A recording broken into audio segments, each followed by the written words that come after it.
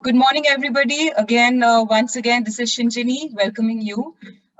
We are hosting this session on leveraging analytics for HR.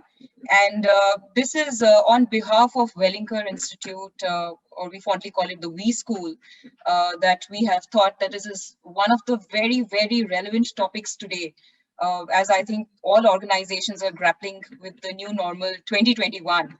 And how do we actually move forward from here.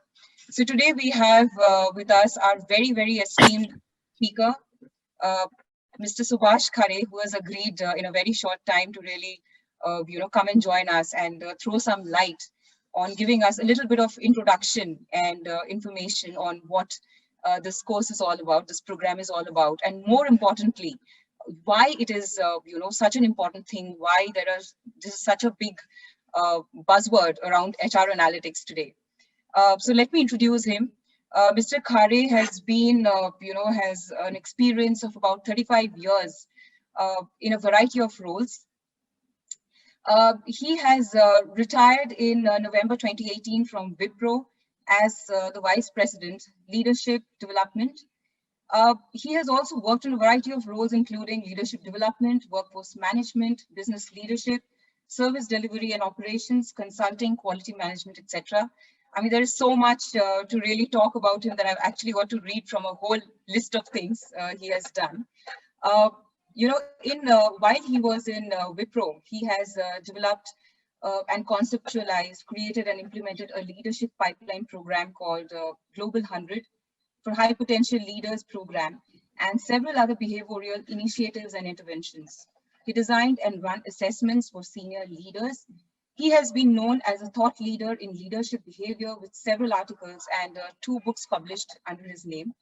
A very, very interesting book we were just talking about before the start of the program, this webinar, about the self-development and the self-learning in leaders.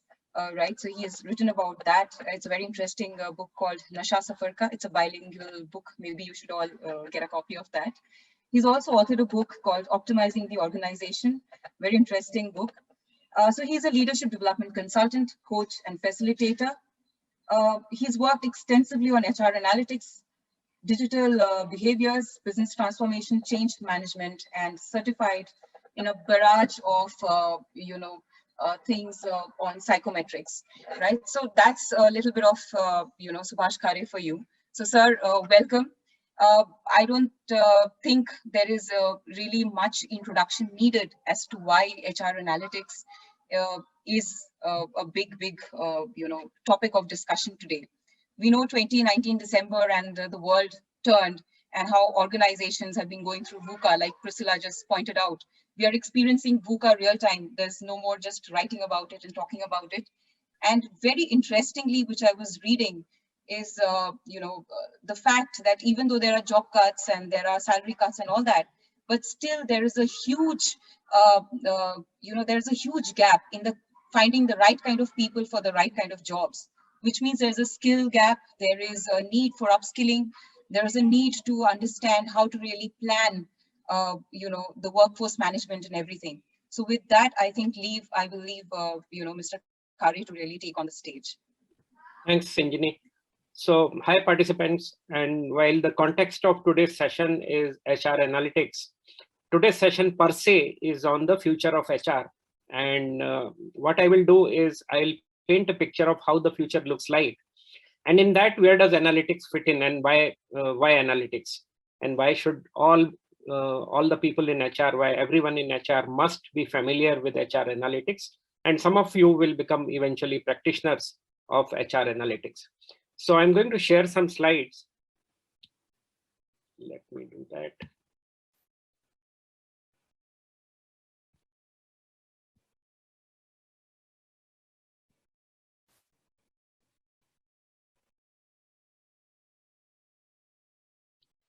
Yeah, I hope my slides are visible. Nagaraju or Sinjini, you can confirm. Yes, sir. We can see your PPT. Okay. Yes. So if we broadly look at, and this is just a context setting slide, if we broadly look at the role of HR, it can be classified into 3 buckets. HR is a service provider to rest of the organization. HR can play and does play the role of controllership often, especially about process compliance, values, and so on, behaviors. And the expectation of employees from HR is really that HR should be enabler and enable their work. So it's a tightrope walk between trying to achieve a balance between these three, sometimes opposite driving forces. Service provider means you have to respond to questions, queries, actions, requests for actions, and so on. Some employee may say there is a goof up in my salary, or somebody may say my previous experience is not counted properly. Somebody may have tax related issues, and so on. Or somebody may just have a query related to stock options, etc. So when you respond to an employee, you are playing the role of service provider. And the most important keyword is responsiveness when you are a service provider. When you are playing the controllership role, you are driving the employees to behave in a certain way which is compliant to what organization has laid out. And therefore, you are in the driver's seat there, and name of the game is compliance. But when you are an enabler, then you are enabling the business, and therefore you talk very closely with the business leader and with the employees, and you enable a certain kind of employee experience, which is part of your employee value proposition of your organization. Now, what is the split between these three? Is it 33% each? No, it is not so. It would vary from organization to organization. That is one part. The second part is over a period of time, the mix is changing in a particular fashion. The element of service provider is reducing thanks to automation and thanks to shared services. Controllership is also reducing thanks to empowerment and the trend towards higher level of empowerment. And the enabling role is increasing. So if it was 33% 10 years back for HR, and even then it was not, but assuming that it was just to draw a comparison, then I think directional guidance which I can give you is not more than 10% of your time should go playing the role of service provider. Not more than 5% of your time should go playing the role of controller. And therefore, the remaining 85% of times you should be enabling employees and the business. And that is the direction. And if you are nowhere near that mix currently, then you have something to think about. And the topic HR analytics will actually help you in minimizing your time from service provider, from being service provider and controller. So the service provider role can be automated, outsourced to HRSS. Controller role can be minimized by higher level of empowerment, and enabler role needs to be maximized. That's the direction. Now coming to HR business partner. Many of you are HR business partners, as I understand. And most people in HR are HR business partners because that's the role mostly in demand. What is the HRBP, HR business partner role? As a HR business partner, you are aligned to one of the business units of your organization. You are the go-to HR person for that business head, and you participate in the strategic and tactical discussions of that business, how to grow the business, how do you achieve customer satisfaction, how do you reduce attrition, how do you achieve employee satisfaction, and so on. So that is the HRBP role. HRBP role is the face of HR for that business unit. You represent entire HR. Therefore, you represent CNB, you represent learning and development, you represent recruitment. Of course, these functions do exist and they support you, but you are the face, you are the conduit through which they provide their service to your business unit. So the 5 elements which are very, very important for HRBP is understanding of business, strategic alignment. Do you understand the business strategy? And can you ensure that the HR strategy is aligned to the business strategy for your business unit? Stakeholder management, change management, if there's a change happening in the business unit. And finally, employee advocacy. There is no doubt that HR as a department is the custodian for employee satisfaction. And therefore, you are a voice of business to employees and you are a voice of employees to business. And if there is a conflict between the two, the latter should take the precedence. The voice of employees is what you should fight for, rather than fighting for the voice of business with the employees. Therefore, you are representative of employees, employee advocacy. The buck stops with you as far as employee advocacy is concerned. Now, in such an organization, what are the emerging HR skills which you must learn? And I have bucketed this huge list into 4 categories: agile thinking, digital business acumen, relationship building, and global operating skills. Not all 4 may be relevant in every organization. If your organization is just India-based, you have no global customers, no global employees, then global operating skills may not be that important. Though it may still be somewhat important, but not that important. But I think other 3, especially for new age organizations, for organizations which are on the digital journey, or organizations which are fast growing or which have ambitions to grow fast, the remaining 3 are very, very important. So agile thinking includes dealing with ambiguity and complexity, which is there in the VUCA world. Innovation, and innovation requires a certain type of behavior, and HR is also the custodian of behaviors in the organization. Therefore, you yourself understanding the psyche of an innovative person is extremely important. Ability to see the big picture, managing paradoxes, and balancing opposite views is part of agile thinking.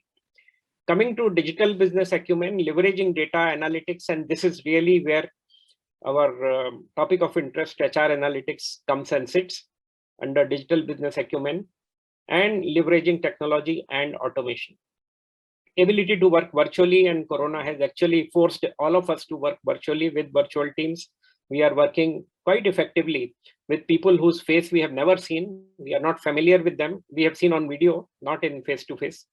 And probably we are likely to continue working like that for a very, very long time. Leveraging social media and boundarylessness, ensuring that boundaries don't become silos in the organization. Coming to relationship building, ability to manage stakeholders, different type of stakeholders with whom you don't have reporting relationship.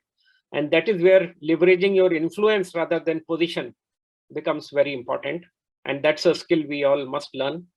Working with virtual teams, collaboration, and collaborating with people from other business units, other divisions, and co-creativity, sometimes even with clients, people outside the organization.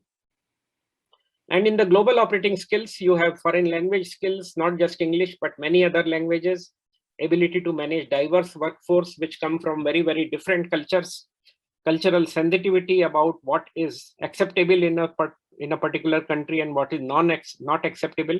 There are many things which are chalta hai in India, but we can't do that, let's say in US. For example, you cannot ask anything related to personal, even years of experience, even some questions about family, a question like, are you married? You cannot ask in US to a candidate. And these are the questions we freely ask in India, and nobody minds. Understanding international markets is part of global operating skills. So this is a huge list. And in this list, if you want to prioritize, you can prioritize from anywhere, but prioritizing from the first bullet of digital business acumen, which is leveraging data analytics, technology, and automation, is a reasonably good idea. And therefore, this program, which Welingkar WeSchool is going to conduct, and we have conducted several batches of that, the program on HR analytics, and we will refer to that and also talk about what do we cover in that program, may be a good idea for you to join in order to learn this particular line item and start your journey in these 4 buckets from this point. And here I'm going to show you some possibilities of using HR analytics in 6 different areas of HR, 3 on this slide and 3 on next slide. So the areas which we have here are recruitment, comp and benefits, and performance management. And I'll read out just one bullet from each of them. So predicting about chances of joining or chances of success. So what happens is when a recruitment team makes an offer to a candidate, you may have conducted a detailed and deep interview and you are convinced that this person is the right person. But one thing you're always unsure of, will the person join? And what if the person accepts the offer, but after 2 months declines and does not join? You have wasted your 2-3 months and you have to start the cycle all over again. So using some past trends, a sophisticated tool, analytical tool, can tell you the probability whether this person will join. What is the probability of this person joining? Is it 85% or is it 55% and so on? And based on that, you can take a call whether to line up one more candidate or whether to make the offer at all to this person for whom the probability of joining looks very, very low. Coming to CNB, effectiveness of variable pay. Now, most organizations have a concept of variable pay or incentives, but the concept behind introducing variable pay was that it will enhance the performance of people. It will become a motivator and people will work harder and better, more effectively to get a higher variable pay. But does it behave like that? Is it like that? Is it a satisfier anymore? Or is it a dissatisfier in the sense that if people get their variable pay, they are neutral about it. But if they don't get, they are unhappy about it. If that is so, then it has become a dissatisfier, which means people have started taking it for granted that it is part of my CTC, I must get it. Then it is no more effective. So this kind of analysis can be done. And this may be qualitative analytics to some extent and quantitative to a great extent. But you can draw your conclusions on how do you modify your structure of variable pay so that it can become effective once again. And in performance management, the effectiveness of performance management, which means people who get a better appraisal rating, what does it do to them? Do they feel motivated, and does it enhance their performance even further? Or do they feel complacent? And actually, many of you may resonate with my view that many of them eventually leave because their expectation from the organization also grows. And the moment an employee understands that I am a star performer, I am in the top rung of the categories, they start looking out for better pastures. So is it causing that kind of behavior? L&D, training need identification or effectiveness of learning initiatives can be analyzed by using data. In employee retention, I think attrition was the first area where a lot of organizations started using sophisticated predictive modeling tools. And the objective was to find out who are the people who are likely to leave and can we retain them. And I have some good experience in using these tools, AI-based, neural network-based tools, which tell you the list of people who are at high risk of leaving. Obviously, you don't go and tell them that you are at high risk because then they will say, oh, tool must be right, I should start looking out. But you should find out what could be the reasons why this person may leave and plug those reasons. And in career planning, suitability for next role. If somebody is successful in the current role, how suitable that person is for the next role? Or are we promoting a sales executive to make that person sales manager, and in the process losing a great sales executive and ending up with a lousy sales manager? Because success in sales executive is no guarantee of success in sales manager role, which is a very, very different role. So how do you find out of your successful people in the current roles, how many of them are ready for next roles? You can use data for that as well. So a broad summary of what will we cover in this program, and this is a sort of hierarchy of 4 types of analytics. On the x-axis, you have the level of complexity of the tool, and on the y-axis, the value it can create for the organization. And the inclined arrow, which you see at the bottom, it provides you information, and at the higher end, it is about optimization. Interestingly, my first book was called Optimizing the Organization, and it was in that area. So the bottommost is descriptive analysis. Almost every organization has descriptive analysis. This is about picking up data. And if you have a ERP, for example, you may have a Oracle or SAP HR or some other tool, it would provide some reports and some analysis. And that is going to be descriptive analysis. On top of it, some HR executives may do some more cuts. But descriptive analysis is all about hindsight. It tells you what has happened. And that is useful information, not that it is not useful. but just that may not be adequate. So when you move up and you start drawing insights from data by using some tools, that could be diagnostic analysis, where you also now, in addition to knowing what happened, you also know why it happened. If somebody left, why that person left, diagnostic analysis. If a particular location has lower employee satisfaction, why is it so? So diagnostic analysis will answer why. Another higher level is predictive analysis, which will tell you what is likely to happen. That is predictive analysis: who is likely to leave, who is likely to be successful, who is not so likely to be successful, and so on. Very, very valuable predictive analysis. And this is where the value really goes up. And if you can do predictive analysis based on this program after attending the program, I think you will be creating some good value for your employees and for your organization. And even higher level, that is prescriptive analysis. What should we do if this is what is going to happen?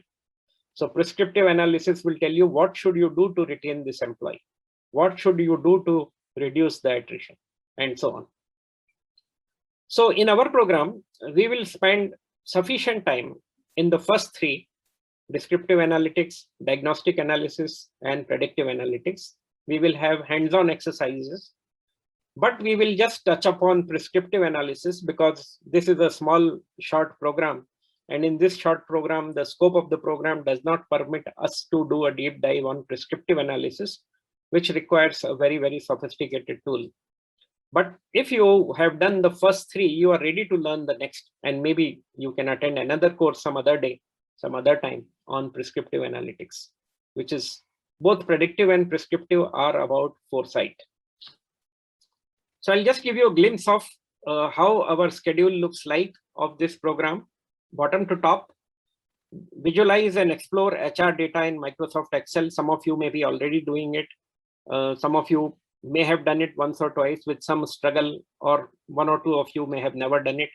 All are welcome. And Madhumita ma'am, Professor Madhumita Majumdar, who will run some of these modules, does a great job in introducing those features of Excel which even regular Excel users are not aware of. And that is what we cover in this day one. Explore the power of Power BI. So Power BI is another tool, and it's a freeware. Those of you who are planning to attend this program can download it, and you learn how to use Power BI in order to make some of those analysis and charts very, very fast. Draw insights from HR data by using descriptive analytics. And this is where we will give you exercises. Some of them are very tricky, and some of them are those cases where people normally make mistakes. And how do you draw conclusion? When should you use standard deviation, mean, or median, or mode? And when should you use which type of statistical tool? Managing HR metrics, what should we measure in HR? And therefore, which of that will be useful in descriptive or in diagnostic analysis? That brings us to a module called hypothesis testing, which is about HR decision making. If there is higher attrition in a particular location or a particular business unit, you may have some hypothesis why it is higher. For example, you may say that the problem lies with the BU head. The behavior of BU head is causing this higher attrition. It is just a hypothesis. You need to test it, and the statistical techniques help you in validating it, and then you can take the right decision. Predicting HR scenarios, and this is where we reach predictive modeling about what is likely to happen. And finally, implementation of evidence-based HR decision making. How do you implement what all you have learned? And how do you have an interactive dashboard, which once you have made, as the data changes, the graphs also change automatically. And they point out to the right areas of making predictions. So with this, I'll pause. And I think in terms of slides, I have covered what I wanted to cover. So I'm going to stop sharing.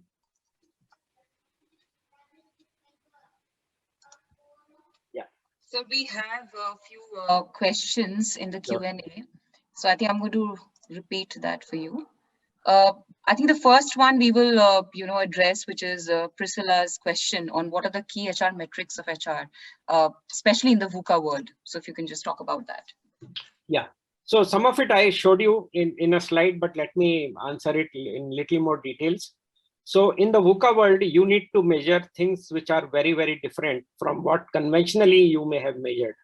And conventionally, what HR measures is attrition, response time. When you play a role of service provider, how fast are you responding?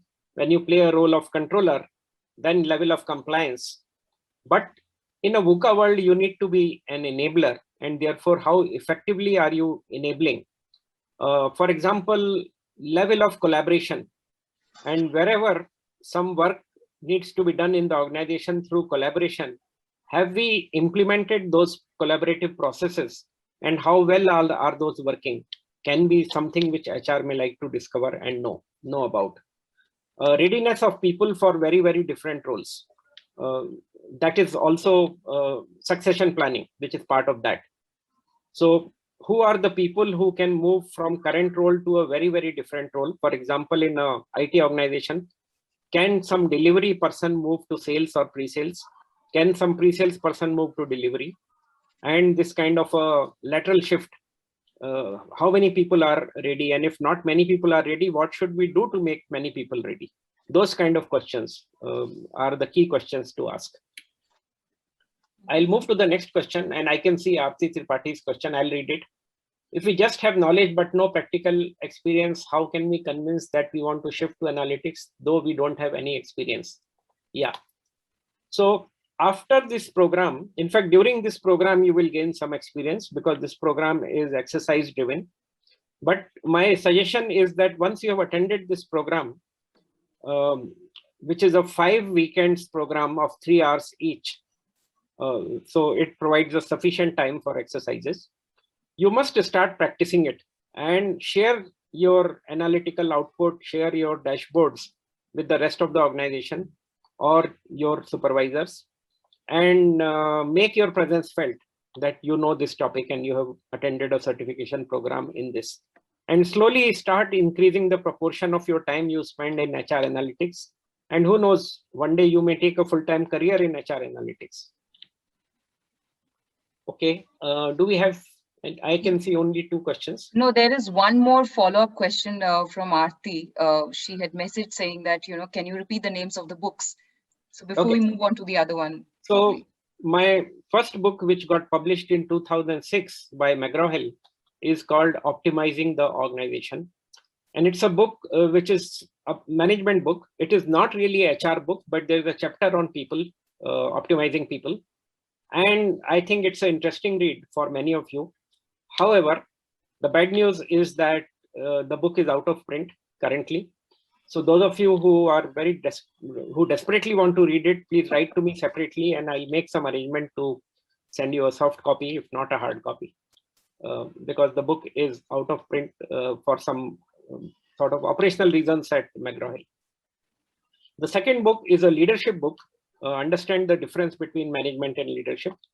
And within leadership, it is a book on self-leadership. It's about discovering your own way of working, your own style of working, and working on that, improvising that. It's a bilingual book which experiments with 2 genres, poetry and prose. It's a book with Hindi poems and their interpretation in English in prose. It's a very interesting bilingual, 2 languages and 2 genres book on self-leadership. All 30 poems in that book are on self-leadership. This book is called Nasha Safar Ka, published by Himalaya Publishers. This is a recent book, 2019 book.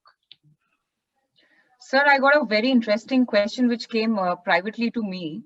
It says, how easy or difficult is it to learn analytics online, since it's not just a theoretical course? Actually, we have done this program face-to-face, and we used to do before COVID only face-to-face version. And that time, if somebody would have asked, I would have said, we will never do it online. COVID forced us to do this online, and I think we have learned. And even though in the first module, first session, which we did online, we were not very satisfied. But now I think that it is 80% as effective as the classroom program. Except that in the classroom program, we are able to see your body language. If somebody is feeling worried, we are able to see it and respond. And that is the part which we can't do so well in online. But other than that, in terms of the tools which are available, it is 80% as effective as a face-to-face program.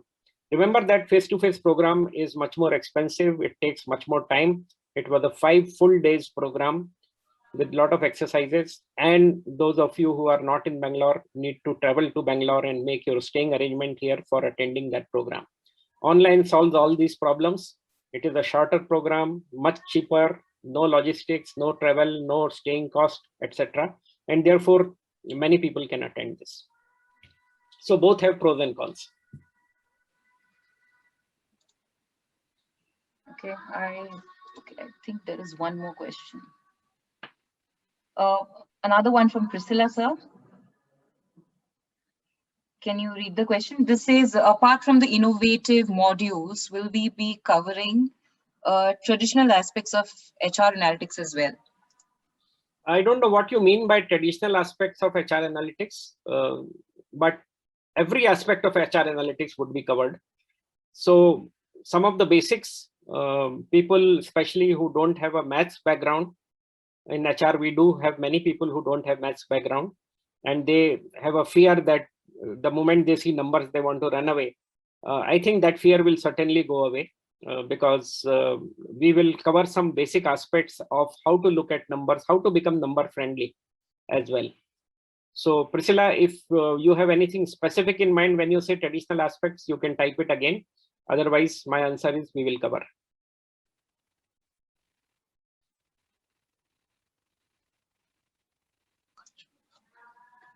Okay, so okay, I think she's mentioned about the basic ones like attrition. All that we'll cover. Yeah, the exercises will be around these areas. We will have an exercise on attrition, exercise on cost of people, exercise on CNB, exercise on L&D, and so on, so that you are able to connect with the exercise. Okay, so I think I'm not really seeing any more questions right now. Anybody else has any questions? Probably this is your last shot because we will be closing soon. So meanwhile, let me add a couple of things. Those of you who are keen to sign up for this program, when you sign up, we will give you some guidelines and you need to download some of the free tools which sit on top of the Excel. And you can actually start playing with those tools and understand how does it work. But we will cover those tools in detail in these sessions. And suddenly you will find that the power of your Excel has multiplied manifold by loading 1 or 2 tools which sit on top of Excel. They may not be Microsoft tools, but they are compatible to Excel. And you will download Power BI. And when you download Power BI, you must use your organizational mail ID so that all the features of Power BI are available to you. If for some reason your organization doesn't allow you to download Power BI, then you use your Gmail personal mail ID. Then accepting some features, you can still use Power BI. So there's also a question on the structure, the fee, and when we are going to start. So there is a question on that. If you would like to talk about it, sir. Or the maybe structure of the program. Okay, let me answer the structure, and fees I will leave it to Vinayak to answer. So the structure is that each session is 3 hours with a break in between, and we will have 5 such sessions. And in between, we will give you some work which you need to do offline at your own time. This is weekend program, so 5 weekends, 3 hours each. Typically, we don't take very large group so that we can give one-on-one attention. So our preference is a group size of 15 to 20. And we are able to give one-on-one attention during that. And if some people whose pace is slightly slower compared to some other people, we will figure out a way how can you keep pace with others by working a little bit more in the offline mode. And the sequence which I showed you from basic to advanced, that's how we will go. And it is extremely important for you not to miss any class because then it will be tough for you to understand the next class, because we'll always refer to what we have covered previously. We will also give you links to some reading material, and whatever slide we will show, we will share those slides in that program. So that is broadly the structure of the program. It's a certification course, and each participant will get a WeSchool certificate of attending this program, participation certification. Okay, so I think that brings us to the end of the session. And I thank all the participants. I can see about 23 participants right now. So thank you so much for joining on such a short notice. Thank you, sir, for being here and enlightening us on a lot of insights as to how to think about the future of HR. Thank you so much. Thank you, everybody. My pleasure.